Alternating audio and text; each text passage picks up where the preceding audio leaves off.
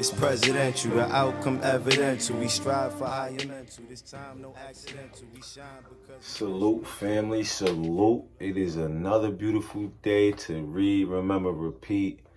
The livest reading show on the planet. You know what I mean? Got my good Ricky Morty on. You know what I mean? Shit, man, how y'all been, man? I've been handling a lot, traveling, doing a lot. But, that's no excuse, right? We got to still keep going, still stay disciplined, still stay down. And I still been reading, man. I don't know about y'all, but I still been knocking out a couple of books. I just haven't tapped in right here with the family. But for my read, remember, repeat family, we might even have some more readers coming on deck. Ooh, nah, man. I mean, new books, more learning. Come on, man.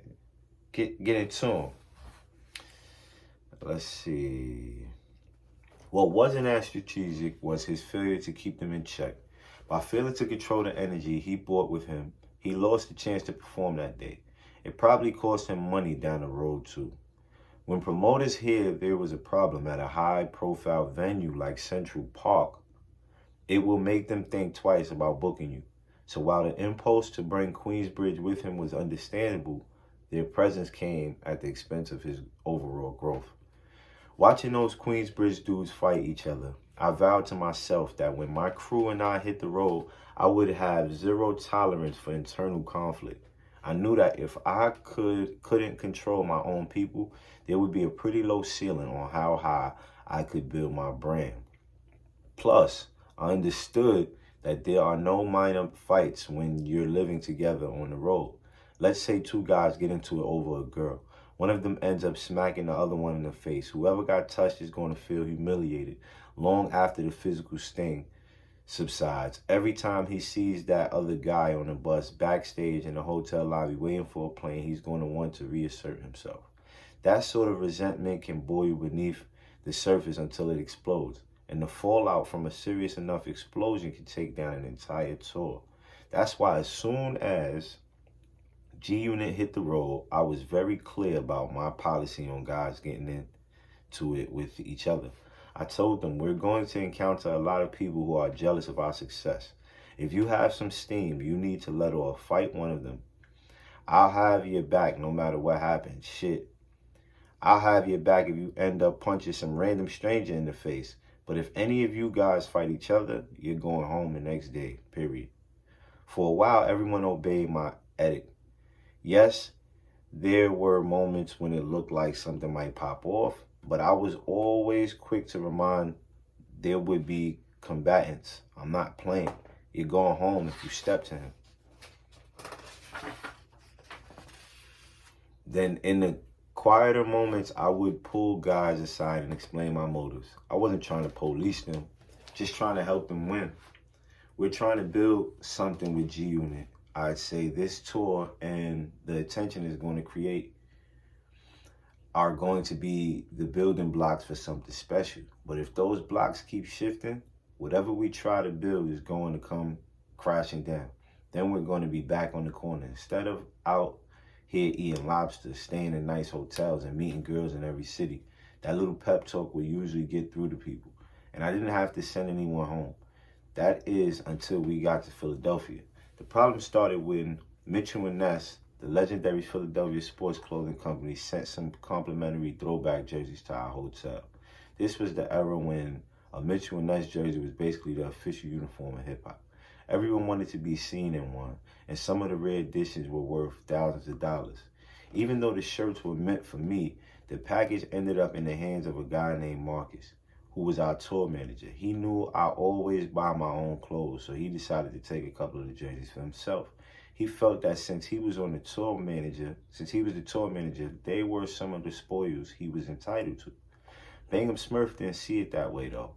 Bingham was someone from Southside that I was considering signing to G-Unit, so I had taken him on the road to help him get some exposure. Bingham had potential, but he made the mistake of thinking that just being on the road meant that he already made it. He started drinking his own juice before he proved anything. He didn't have any buzz. The girls didn't look at him and say, who's the cute one? to the world, he was just another dude on stage shouting the end of my lines. That experience alone got him so gassed that he thought the rules didn't apply to him. The morning after the Philly show, we were scheduled to get on the bus at 5 a.m. and head to the next city. But instead of my alarm clock, I got an early wake up from the sounds of a fight taking place under my window. I pulled back the shades to see an unexpected sight: Marcus and Bingham rolling around in the streets trading blows over a Mitchell and Ness jersey. "It's mine." I could hear Bingham shouting. "Nah, that ain't yours," yelled Marcus. "Yours had a piece of gum stuck on the side. This is mine." Apparently, Bingham had decided one of those jerseys was his, and when Marcus wouldn't hand it over, Bingham was just going to take it. Not what I wanted to deal with at the crack of dawn. I went outside and immediately broke them up. Then I asked Bingham what the hell he was thinking. "Nah, Fifth," Bingham started to explain. "He's trying to take my shirt."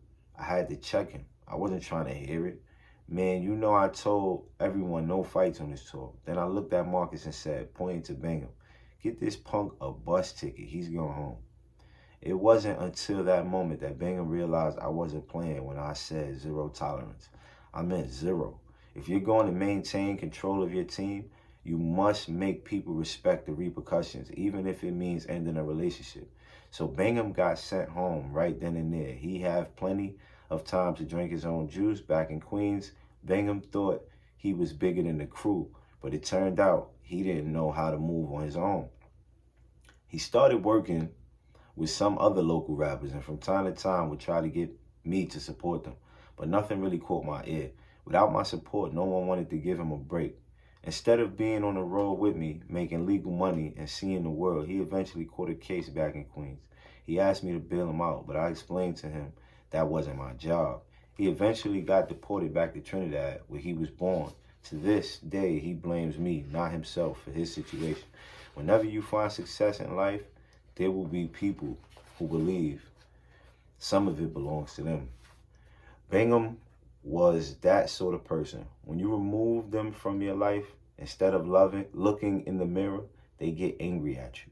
If I had let Bingham slide with a warning, I would have lost my authority. All the other egos on the tour, and there were plenty of them, would have started to bubble too. Soon they wouldn't just be fighting over Mitchell and Ness jerseys. They would have been beefing over girls who got the most time on stage or who was getting paid what. That kind of dissension has ground many tours before and since to a premature halt. I wasn't about to let that sort of energy mess up our momentum. Almost 20 years later, I'm still touring the globe. I've performed in countless countries to millions of people. Recently, someone flew me overseas to do a concert for several $1 million. Not a bad little check for a fight on a private jet, for a flight and on a private jet and one day's work. But it was also the kind of check that comes only after you've established yourself as a seasoned, profitable, and reliable touring act. The kind of reputation that I was focused on building all those years ago back in Philly. Those choices don't have to be as dramatic as getting someone a bus ticket home. If you're a supervisor at a company, it could just mean transferring them to another department. If you're the manager at a retail store, maybe it means moving that kind of person to another location. If you run your own small business, it probably means firing their ass immediately. You won't have the luxury of carrying anyone giving you anything less than their best. No matter what position you're in, when you make rules that benefit the collective good, you need to enforce them. Don't let someone who's focused only on themselves ruin it for everyone else. They can be hard rules to live by, but doing so will always pay off in the long run. Handle internal problems first.